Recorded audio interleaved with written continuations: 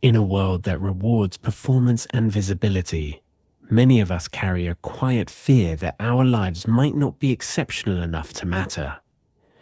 In this episode of Mind the Gap, Michael explores what it means to live well, drawing on Stoic wisdom, modern psychology, and the story of one man who walked away from corporate success in search of something more honest. Here's Michael with this week's episode. It started quietly. No drama. Just a cardboard box, a laptop, a clock, and a photograph of a company five-a-side football game. Declan had been with the multinational tech firm for 24 years. A senior strategy role. Good money, good title, and a great pension. When the redundancy package came, it was generous, voluntary, and he took it. He said it was time to live a little. Maybe paint. Maybe cycle the wild Atlantic way. Or learn the piano. I've always said I'd get to that stuff once I had time, he told me. But then, just 3 months later, a friend of his own age died suddenly. No warning. And the brush with mortality pulled a thread loose. Declan found himself asking, not just what he wanted to do next, but why he was waiting. Why he'd given so much of his good energy to being important, only to feel invisible now that the email signature was gone. He didn't miss the meetings, but he missed the meaning. And that's what we're talking about today. The fear of being ordinary. There's a story we're sold, quietly, relentlessly, that to live a worthwhile life we must be remarkable. Leave a legacy. Stand out. Be the exception. It's hidden in slogans, career advice, school assemblies, and LinkedIn bios. Be memorable. Be great.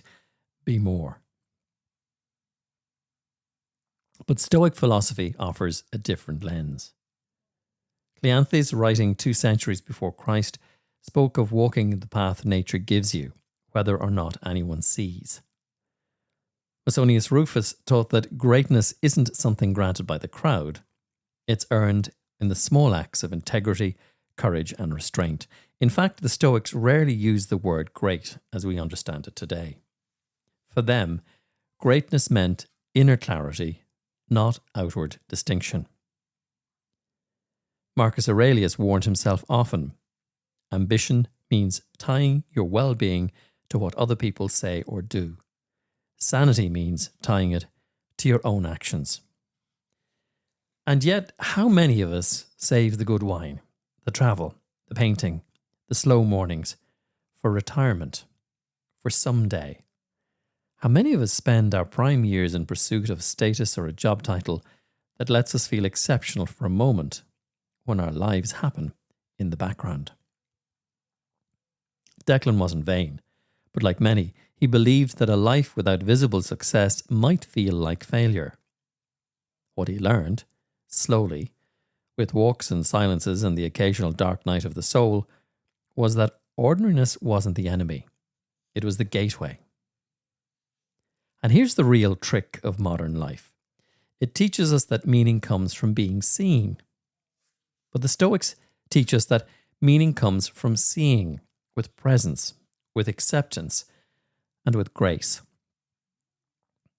James Stockdale was a US naval officer and Stoic thinker who survived years of torture in a Vietnamese prison camp. And he put it plainly. He said, "You must never confuse faith that you will prevail in the end with the discipline to confront the most brutal facts of your current reality." He never sought to be famous, but his quiet dignity in unimaginable suffering became a testament to the power of inner virtue over outward validation. Today we see the flip side of that everywhere. People afraid to be average, afraid to work behind the scenes, afraid to live a small but beautiful life, as if being a good neighbour, a reliable friend, or a quiet craft person wasn't enough. But Antoine Leonard Thomas once wrote, "Obscurity is to the mind what shade is to the figure in a painting. It gives relief and clarity." Declan started painting, by the way, terribly at first, but joyfully. He planted vegetables, he joined a local choir, and no one cared what he used to do for a living. And in time, he stopped needing to mention it. There's a quiet revolution in accepting a life that doesn't impress anyone, but fulfills you completely. That's not settling. Maybe that's waking up. So maybe the real gap is not between where we are and where we wish we were, but between the myth of being somebody and the truth of already being enough. You don't need to wait for permission, or applause, or the pension ceremony. As Musonius Rufus said, philosophy does not promise to secure outward things, but to enable us to act rightly, regardless of circumstances. And if you're still holding on for your someday life, the one you'll begin when the timing is right, the work is done, or the audience is watching, let this be a gentle nudge. Someday is not a day of the week, and it may never arrive. To borrow from Leonard Cohen, there's a crack in everything. That's how the light gets in. You don't have to shine. You just have to be open.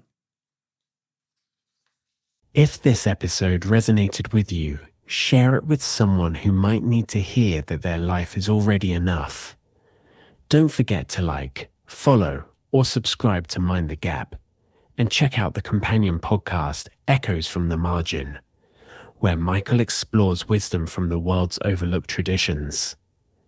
Until next time, walk your path whether or not the world is watching.